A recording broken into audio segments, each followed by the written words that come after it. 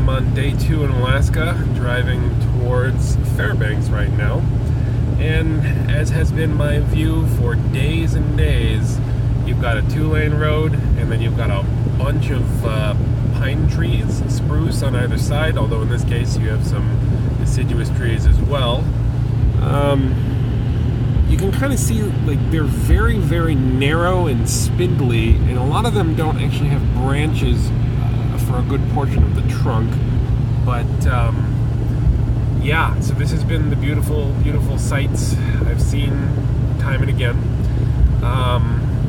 Looks like I have a bridge coming up, which for the past, I don't know, 2,700 to 3,000 miles, bridge means slower speed, which in this case, it doesn't actually require it, and it usually also means it's narrow, and there is my confirmation. You get a little bit of sign with, oh, you know, this is what it's called, and the sign like this one, the Gerstle or the Gerstly River, you can tell that the sign, oh, this is pretty, actually. Not much of a river, more of like some mushy sand dunes, but the sign is usually very old. Everything is usually very old. Not surprisingly, I suppose, because this is not exactly the highest traffic highway in the continent, is my guess. I'm going to kind of give you a little tour of what happens as I drive. So this is a scan gauge. It lets me see data from the engine computer that I can't normally see, so it's giving me the actual temperature of the coolant is 209 degrees rather than just, you know, the needle. Over here we have my sopping butt raincoat because of the magic of tearing down camp in the rain.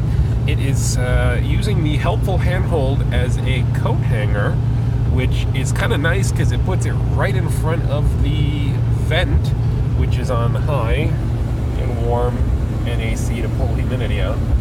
Trying to do something similar with my sweatshirt there on the dash. You know, a little bit of obstructed vision, but the air coming out of the defroster vents will hopefully push enough humidity off of the sweatshirt to make it worth it. Who knows? You know, up here behind the mirror is the dash camera. Part of the reason I'm doing this video is didn't realize just how quickly that fills up when it's in HD. So there's definitely things that I've gotten dash camera footage of, many things, most of my trip actually, which I don't turn out to have the footage for, which is unfortunate, right? Like the bull moose, didn't get my camera up in time, panic stopped so I wouldn't hit him, and the dash camera got him, but the dash camera was likely taped over itself, recorded over itself as it's designed to do, because I didn't get in an accident. It wasn't a complete stop, and so it wouldn't have forced it to save the recording, I don't think. I don't know. Got that quick drying camp towel over there, also in front of the vent, you know, the driver's method of drying. And it's 48 Fahrenheit and rainy, so it was a cold one last night. We've got my little office. Start a laptop. Right there is the reader.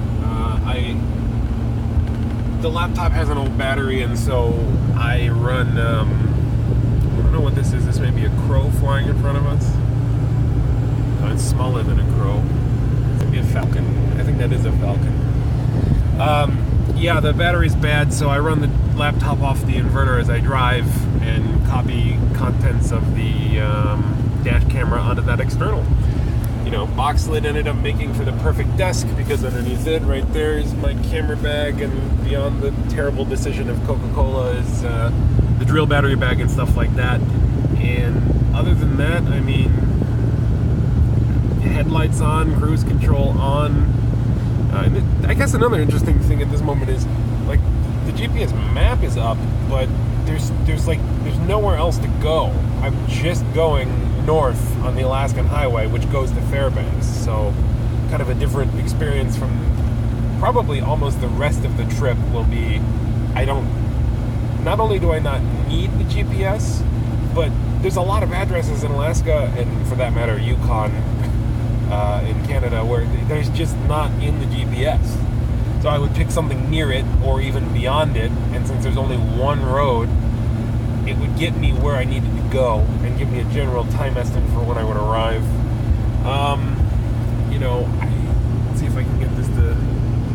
Well, my hand is in the way, but you see I have a very narrow corridor of vision between the boxes on the driver's side and the tent on the passenger side for the rear view mirror, which is why having the trailer mirror with the split so I can see both away and close to the body of the truck has been instrumental.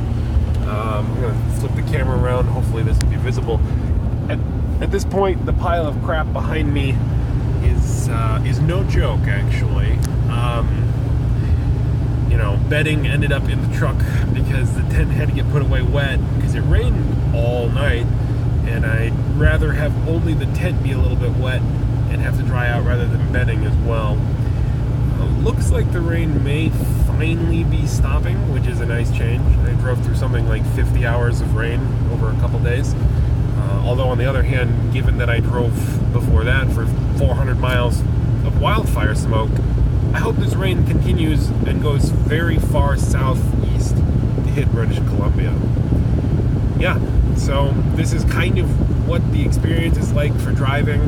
The truck is very full, but so far so good. No real issues other than that slow coolant leak, which I think I've figured out a way to slow it down further, and I have, the proper coolant with me. And really the thing I've used the most is windshield washer fluid, because there were many bugs who gave their lives on the hood and grill protector and bumper and windshield of my truck. I'm not sure why they gave their lives, but they did. So yeah, just a little intro to what it's like to drive for many miles. I'm gonna just kind of flip the odometer here. I'm sure that's coming through. There we go. Almost 39,500 miles. That means I have driven 4,500 miles in less than 2 weeks. No, slightly more than 2 weeks. And even still, there was several days of visiting friends where I just stayed at their house and didn't do any driving at all. So I've had some pretty grueling, I think 7 days in a row of between 8 and 11 hours of driving. I have the benefit this far north of fewer than 4 hours of darkness, so it's not even really dangerous in terms of not seeing something like an animal or an obstruction on the road. If I was to drive later, it's just a question of, if I've already driven 11 hours, is it really safe to keep going? The answer resoundingly is no, but this is America. Now that I'm in Alaska, I can say that again, and we are not quitters here. So, okay, I'm gonna wrap this one up and keep on heading towards Fairbanks, where I'll hopefully have enough signal to post this and enough signal to call and reserve my spot on the tour up to the Arctic Ocean in Dead Horse, Alaska. All right, have a good one, folks.